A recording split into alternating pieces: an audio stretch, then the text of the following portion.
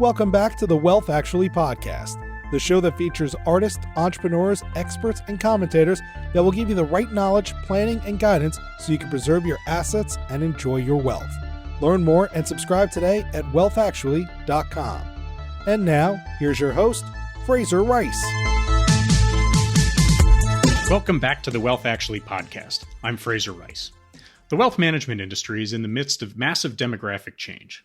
Business models are evolving, old entrants are retiring or merging, and technology is leveling the playing field.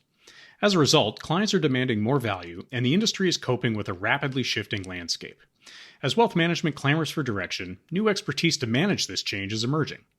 With us today is Matthias Kuhlmey, Chief Development Officer at Hightower Advisors and the developer of the Disruption in Wealth Management module for Columbia University's Wealth Management program. He's here to help us sort it out. Welcome aboard, Matthias. Fraser, really nice to spend the time with you. Thank you for having me. Well, we've had a lot of long-ranging discussions around the wealth management industry, and it's a pleasure to have you on because I think you're one of the real sort of high-level thinkers as to the direction that it's going. And what you're doing with Columbia is particularly interesting because you're part of the engine to help really educate the next generation of leaders in the space. Maybe talk a little bit about where that came from, why Columbia, and what you're trying to do there. Yeah, thank you, Fraser, and I'm humbled with your kind introduction. Really, in simple terms, Columbia called me when they were in the process of setting up the program, and I wondered. I said, why are you calling me? And they were very kind and said, look, you're known in the space. This goes back to my day job at Hightower Advisors. We have become one of the predominant firms in the independent space. And when Columbia suggested this is the first Ivy League program that will focus on wealth management on the premises of the CFP designation, I thought this is great because this is where the industry needs to go. I had a lot of passionate thoughts and ideas. And so we basically joined forces. The course now is 2 years old, or the program, I must say. The first cohort is through and will graduate in May. So a nice success. And with that in mind, there I teach disruptive trends in wealth management. And there's so much to say there when it comes to furthering the value proposition, the risk that the business, in my view, Fraser, doesn't see today. We as an industry are rather complacent. Change is not something we embrace, also not necessarily from a regulatory space. So I saw a great opportunity to sort of influence the journey, especially the journey of a generation growing up in this business now. So you're working on the disruptive trends in the industry, and I try to podcast about that and find different things that are out there that people should be thinking about or worried about. Let's take a step back for a second. That's one course among many in the Columbia curriculum. What else do they talk about in the curriculum to get people ready? It's all encompassing. I mean, we look at the foundations of wealth management, the channels, the players, planning, legal, tax, everything that you would normally also find in the CFP designation. It will give you the full spectrum of what is needed in the wealth management industry. So let's get back to the disruption comment. We're in the midst of rapid technological change, reevaluation of business models, an M&A craze that couldn't be hotter right now, and demographic changes both within the industry and amongst the client base, all of which is a real sort of soup for people to digest as they try to manage their firms, manage their practices, et cetera. Take us through a little bit about how you sort of build the context around that and what you're describing in the course to kind of help people get their arms around a lot of different things that are going on out there. Yeah, it's interesting, Fraser. You give me a lot to work with, so I'm trying to order and reorder the ideas. You know, when I first constructed the syllabus for the program, some feedback I received, including from students at a later point, hey, what you're talking about is not disruption. And there's sort of the first crux that often we take disruption identical to innovation in a technological sense. So everything has to be digitization, fintech, wealth tech, and there we are creating disruption. And so I went actually to the basics and said, hey, what are we even talking about when we talk about disruption? And, from my perspective, disruption has always been the process, typically by sort of let's call it the underdogs, right? Smaller resource-constrained firms that are challenged in an industry, and they will actually go out and lead a challenge, often catering to clients that are no longer being served adequately by bigger firms, or they're overlooked altogether. I mentioned before, in my day job, I'm with Hightower. Hightower was one of these firms that disrupted the wealth management space just because we basically went out with a new message. We repositioned. We were back then not necessarily a fin or wealth tech company. It just happened to be that fin and wealth tech were sort of the second revolution that took place with our initiative. So I think it has really to do with understanding there are certain segments of clients that are no longer serviced adequately, and that's where the disruptor comes in. Disruption, simply stated, Fraser, has a lot to do with interruption. And everything else is innovation. That's where sort of fintech and wealth tech comes in. It is not necessarily disruption. So breaking this down back to the course, we cover several aspects. We cover the independent movement, I just mentioned it. We also go from the independent movement into, I call it more the hot topics, digital assets, Bitcoin, and so on and so forth, but not from the angle of the technology, more from the angle of how did we get there? What actually happened along the way that someone felt disruption, the interruption of something that we commonly know and accept is a do. Well, and a good analogy, too, is the music industry, where there was sort of a way of doing things and a methodology around how music was developed and distributed, et cetera. And then all of a sudden, all at once, things change and business models change and attitudes change toward that industry. Do you see that same analogy, or is it am I reaching? No, Fraser. And I know when you and I first met, we had conversations around Napster and so on. What I don't share is I spent my early career actually in the music industry on the business side, but also as a practicing musician. And let me sort of take you back on this journey, which is, in my view, very similar to what we have seen in other industry, but are currently seeing in wealth management. So back then, I owned a pre-production studio in my house. And the pre-production studio allowed you to record music content that would be good enough to bring to a main studio and, work there to be published. And that pre-production studio, let me just put a number out as an example, would cost $100,000. Today, you can go in my family room and there's a little side table, there's a MacBook there and a little keyboard and a microphone, and all of this, if you include the Mac, will cost you $3,000-$4,000. And it creates the same ability, the same output. It has the computing power as this studio 20 years had. So the reduction in the cost of data and the cost of computation allows now to have other players to move into a space. Back then it was true for music because you saw the threshold of entry being lowered.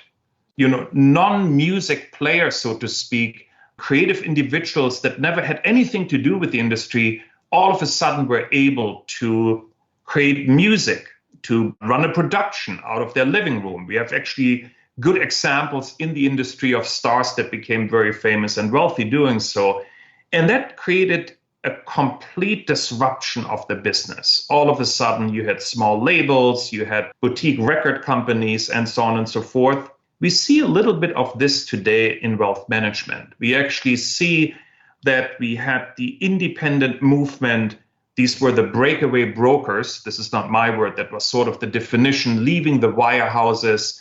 You had small independent spaces and players that would form companies. And that's the reality today, that we have actually distributed the choice that clients have across several channels that are becoming meaningful.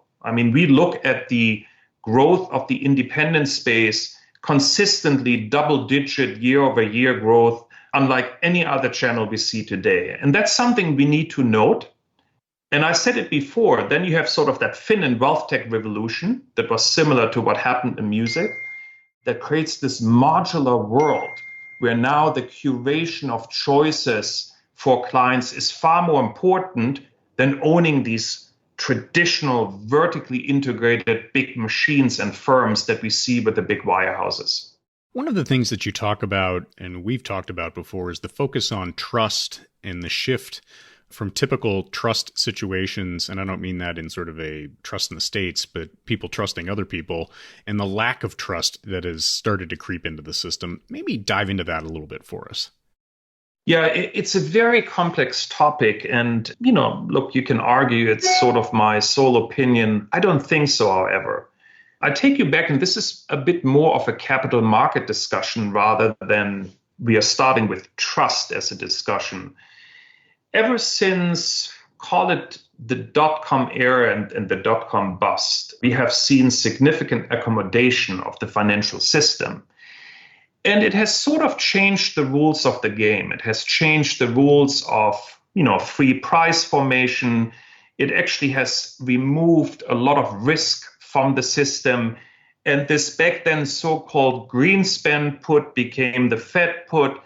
And today, whenever we had or have market volatility, there is the aspect of the Fed coming into the rescue. And now you can argue, well, that is great, but it also creates a bailout culture. It removes the aspect of free price formation, but it also leaves a system inherently more risky, just because you are sort of compressing volatility that in best cases should come out. And my view has been, if I'm a market participant and I don't really know who is the player, so to speak, on the other side, can I trust that the system is still fair? Is the system still leading me to neutral, good supply and demand function?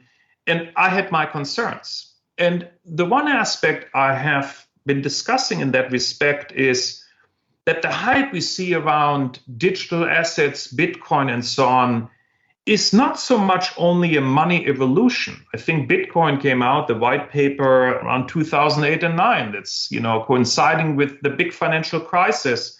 So coming back, it is not so much a money evolution, meaning adopting blockchain as a technology and, building, if you will, currencies on top of that. It is also a money revolution. This is typically a younger group of clients, of emerging wealth to say, hey, look, we are not playing in a system that we don't understand, that may be irrelevant to us, including the forms of advice. We are sort of diverting our wealth into other pockets. And I'm making a very general statement. It's not that easy. And volatility in the digital space will also, tame that desire for the new. But to me, this is a money evolution and money revolution that was anchored in absence or increasing absence of trust in the system that has been accommodated now for 20 plus years. And just these days, we see the consequences, right? And that should make us think. Well, and it's scary, too, when it may be an emotional response to the effect of failures in the system that people experienced. And then if you don't temper that with real experience working with the traditional system, people bet their whole situation on it. And when it becomes volatile, that can be difficult. Oh, absolutely. I think a lot of money was gained and lost. We have seen volatility in the Bitcoin and the digital asset and the altcoin space. And I'm not suggesting it is healthy, but you see there is an emerging group of participants that is willing to take the risk. And when we sort of closer examine the aspect of blockchain, the characteristics of open ledger, it is, if you will, an attempt to remove the quote unquote middleman, right? We are now taking the players, the banks out, and we create a money revolution. We participate differently. And maybe there's a positive also to the way we can engage today with money and make money inclusive again. Because what we have to say, I want to touch back quickly on the accommodative element. There is a strong relationship between accommodative policies, I'm guessing now, over the years, the big major central banks around the world have probably expanded their balance sheets up to $30 trillion. These are big numbers. And that has caused a lot of asset price inflation. You can actually sometimes, I've seen the graph where you take the S&P 500 and you overlay it over the Fed balance sheet. It's not perfect, but it's good enough. So there is the element of asset price inflation. We see it in commodities. We've seen it in housing. And we have seen this actually before the recent inflation scare. So what I'm suggesting is also that many of us cannot participate in that benefit of asset price inflation because equity ownership is not equally distributed in society. So there is a socioeconomic aspect and issue that is closely linked to accommodative policies. And that flips me back to the thought of, hey, I want something else. And here is an opportunity around blockchain and digital assets. I'm going to go in there. It will all become far more tame, if I can use that word. This is a market that will mature. We are very, very early on. So I'm not issuing a buy recommendation. I'm just saying this is something we need to pay attention to. We need to also understand the disruptive trends and the innovation that were at the core of this movement, but also understanding that our more traditional industry needs to think about how to embrace this effectively from a regulatory aspect, from a risk perspective, and so on and so forth. We are all in the early innings of this development. So a lot of big concepts there and high impact ones. How does this impact the firm of the future? And what else are you looking at around, let's say, the demographics of the wealth management space that are going to have big impacts going forward? Yeah, it's a good question. I think when we look at the more traditional advice channels today, it comes back to the value proposition. We are still struggling to come as an industry. Some firms and some channels are doing better than others. We still struggle as an industry to differentiate between what I call the benefits of a fixed infrastructure. It's sort of the what in the formula. This is sort of a to be expected operating framework. But over the years, and more often than not, we're leading with capabilities. And that's sort of where we need to depart and say, hey, I'm bringing you value. And value means not only that I offer a financial plan, it actually needs to push far higher in the value proposition that we connect heart and mind of our clients. That is sort of the big aspect that all channels need to embrace. We need to come to a higher value proposition. Just to say, hey, but we do financial planning too, is not enough. In fact, when you look at the data, the majority of plans today are simple, these are my words, cash flow-based plans. They're basically looking at the aspect of, hey, when I retire, how long can I go with my money? That's not enough. You need to look at intergenerational planning. You need to include far more complex topics. We are not there as an industry today. And the other aspect of value proposition is what I consider the values proposition. There is an emerging group of clients that by definition is and becomes younger through the ongoing wealth transfer. And this younger group of clients, we have already talked about digital assets. So the ones that are not bypassing us as an industry are the ones that will look at us as firms and say, don't tell me only what you offer me as value, but also tell me what you stand for, and I can tell you if I can join you. And now we're coming into this big aspect, Fraser, of values over value. And I think that's a journey that is in its early beginnings also for many of the firms operating in the industry. As you think about it, as sort of a follow-up to that comment, and I see it too, I think that the mission statement of a firm, the ethos of the advisor that someone is dealing with is vital now, certainly in the growth prospects of that individual practice. This is a very flighty question, maybe very philosophical. How do you think about quantifying values? Because ultimately there's going to be a collision between the business operator, the P&L sheet, and the values and the statement. How do you think about that as you've sort of constructed the course? Yeah, it's a good question, and one I will struggle a little bit with the answer. Let me break it down. Value and values go back to the aspect of money and meaning, right? What does it mean to me personally? And I understand in the advice business overall, in any business, we also need to, run a scaled business. We need to run a business, right? So you cannot individualize. That said, I think the aspect, and I come back then to the money and meaning aspect, the aspect of availability of data. We use the music example, right? The cost of computation, the cost of data decreased significantly. Now it's available to me. I can crunch it. That will actually determine a significant increase in what I consider to be the categories of one. I can now personalize the experience for a client. And I think there is a lot of value there that also to a degree can be measured of how clients will engage with a provider, with a digital platform, with an interface. When it comes to how to measure value, I try to explain it as best as I can. I think there's an internal validation that we meet to understand what is the importance to you as a client, or what's the value, and that value can be measured in money. We look at the SRI and the ESG space. We have the ability today to measure the impact. So I think there's that. But then there's an external validation also. What is being represented or expressed? How do I want to be seen as an individual?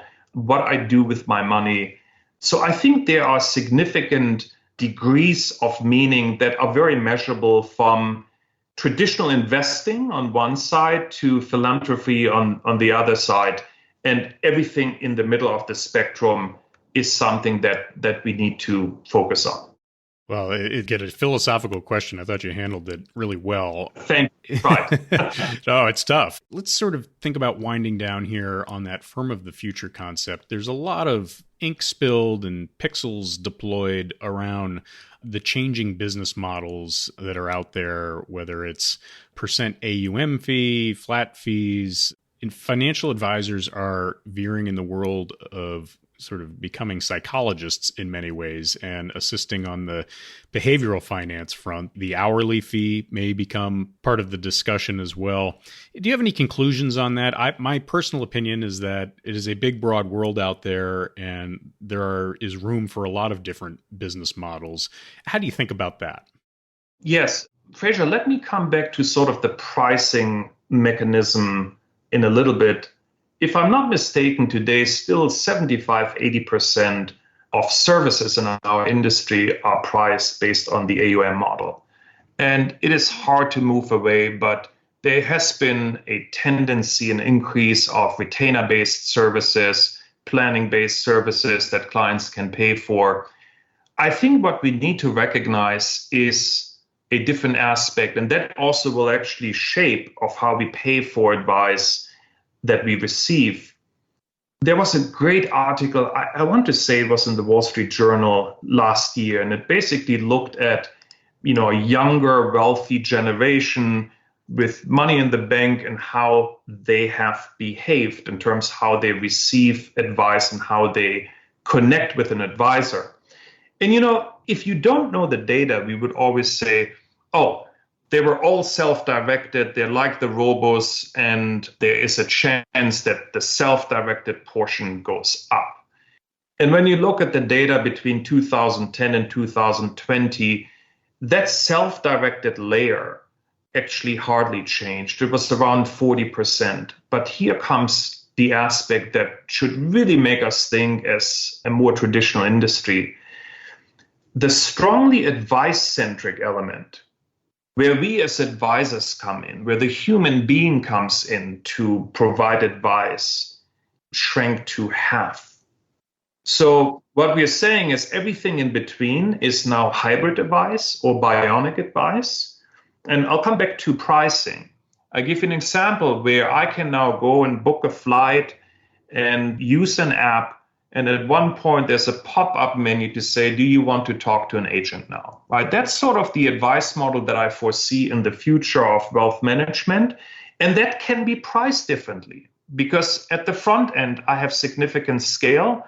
And there could be a subscription-based element, and then it comes and turns into another form of pricing that can very well be AUM. So I do believe with the hybrid or bionic element of advice, you will also see hybrid elements of how we price. Let me go back to the strongly advice-centric element, or the portion, the one that has been cut in half. What it also tells me is that this is where the premium offering sits. And we know that is true not only for wealth management, across the board, that there are services that easily can demand premium, and individuals, clients, customers are happy to pay the premium. And now let me tie it all back to the value and values proposition. That's exactly where we need to go as an industry. In order to charge premium for a smaller share of advice, we need to actually be very clear in how we define value and our values. So there is more to come here. I do believe most advisors are making a pretty bold statement now. If they had to start their business over today, many of them could not replicate their successes. And that should make us think. Excellent. A fascinating discussion.